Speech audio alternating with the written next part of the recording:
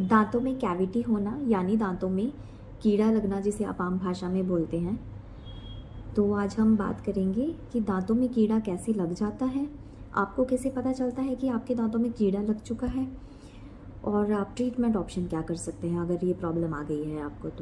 तो hi everyone, मेरा नाम डॉक्टर शिखा है और आज हम बात करने जा रहे हैं सबसे कॉमन हेल्थ प्रॉब्लम के बारे में, डेंटल कैविटी के बारे में, दांत में कीड़ा लगना जिसे आप आम भाषा में बोलते हो। तो आपको सबसे पहले पता कैसे चलेगा कि आपके दांत में कीड़ा लग चुका है? आपको देखिए, फर्स्ट पॉइंट होता है कि आपको बहुत ज़्यादा शूटिंग पेन होगा। अगर आपको दर्द बहुत ज़्यादा हो रहा है किसी दांतों में, तो इसके चांसेस हो सकते हैं कि आपको कीड़ा लगा हुआ होगा। अगर आपको ठंडा गर्म लग रहा है, सेंसिटिविटी की प्रॉब्लम आ रही है, तो ये भी हो सकता है कि आपके दांतों में कीड़ा लगा हुआ होगा। अगर आपको दांतों में अपने काले धब्बे, अपनी काली लाइंस वगैरह इस तरह का कुछ दिखाई देता है, या भूरे कलर का या फिर वाइट कलर का इस तरह का पैचेस दिखाई देते हैं, तो हो सकता है कि आपके दांत में कीड़ा लगा हुआ हो। तो अगर आपके दांत में होल दिखाई देते हैं, आपको छेद छोटे छोटे हुए पड़े हैं या फिर बड़ा छेद भी हुआ पड़ा है, तो डेफिनेटली वो तो कैविटी का साइन है, वो तो आपको पता ही होगा। तो ये सब आप सिम्टम्स आप नोट कर सकते हो, जिससे आपको पता चल जाएगा कि आपके दांत में कैविटी हो चुकी है, कीड़ा लग चुका है। तो अगर इस तरह की प्रॉब्लम है तो आपको तुरंत ही डेंटिस्ट को विजिट करना चाहिए। अब हम सबसे कॉमन क्वेश्चन जो हमें पूछा जाता है, काफ़ी पेशेंट्स भी पूछते हैं कि कैविटी होने के कारण क्या होते हैं, क्या रीज़न हो सकते हैं कि जिसकी वजह से आपको दांत पे कीड़ा लग जाता है। तो देखिए, सबसे कॉमन रीज़न तो ये होता है कि ये जेनेटिक भी है।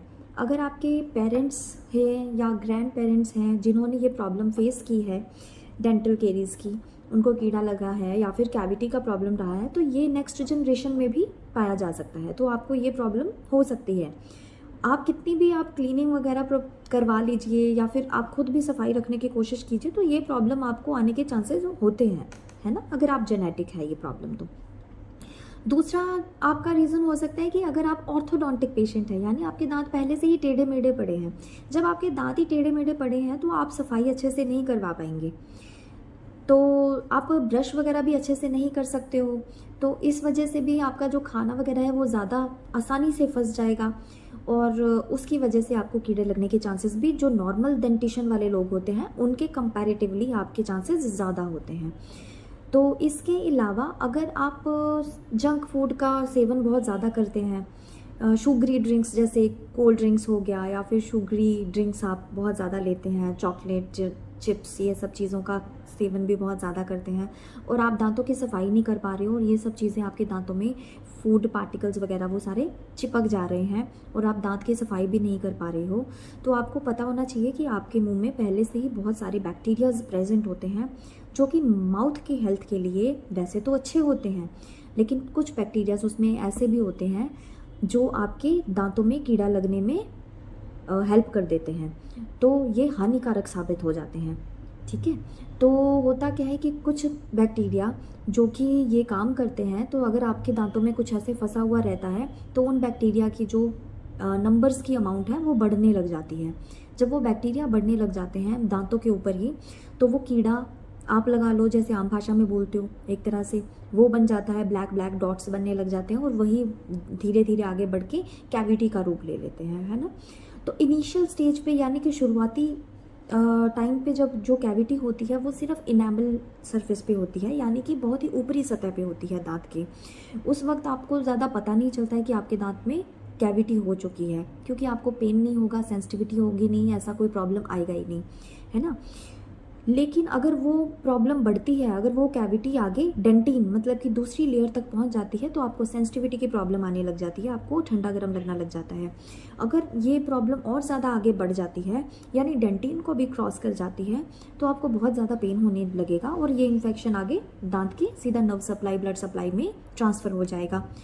तो फिर उससे क्या होगा, आपको बहुत ही शूटिंग पेन, बहुत ज़्यादा पेन होने लग जाएगी, और ऐसे केसेस में आप नॉर्मल फिलिंग से भी इलाज नहीं करवा सकते। उस केस में आपको रूट कनाल ट्रीटमेंट करवाना पड़ेगा, जिसे आप आम भाषा में दांत को डेड करना भी बोलते हैं। हम कोई अगला वीडियो बनाएंगे जिसमें हम डिस्कस करेंगे कि एक्चुअली दांत को डेड कैसे किया जाता है, क्या प्रोसीजर होता है उसमें, है ना। तो इसमें मैंने आपको पूरा बता दिया कि आपको दांत में कैविटी कैसे लगती है, कैसे फॉर्म होती है ना। और अब हम बात करेंगे कि अगर आपको कैविटी हो गई, तो अब आप क्या कर सकते हैं। ट्रीटमेंट ऑप्शन क्या हो सकता है?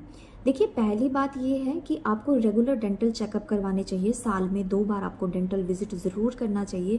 उससे क्या होता है कि अगर आपके दांत में छोटी छोटी कैविटी अगर इनिशियल स्टेज पे है, शुरुआती है अभी, तो फिर क्या होगा, डेंटिस्ट उसी टाइम पे आपका ट्रीटमेंट कर देंगे। छोटी मोटी फिलिंग जो भी होनी होगी उस टाइम पे हो जाएगी, आपको रूट कनाल की ज़रूरत नहीं पड़ेगी।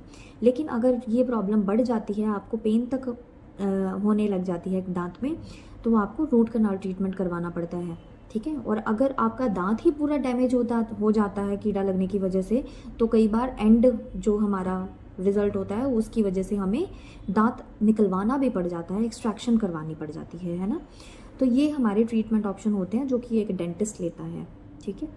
तो अगर कैविटी के केस में मैं बस यही बोलूँगी, अगर आपको दांत में कैविटी हो गई है तो होम रेमेडीज़ मत कीजिए, घरेलू उपाय ऐसा कुछ नहीं काम करेगा। जबकि मैं खुद भी घरेलू उपाय के बहुत सारे वीडियोस पहले बना चुकी हूँ, लेकिन दांत में अगर आपको कैविटी हो गई है तो घरेलू उपाय इसने काम नहीं करेगा। इसीलिए मैं इस वीडियो में आपको डायरेक्ट बता रही हूँ कि घरेलू उपाय से कुछ नहीं होगा, इसमें आपको डेंटिस्ट विजिट करना ही पड़ेगा और आपको ट्रीटमेंट कराना पड़ेगा, ठीक है।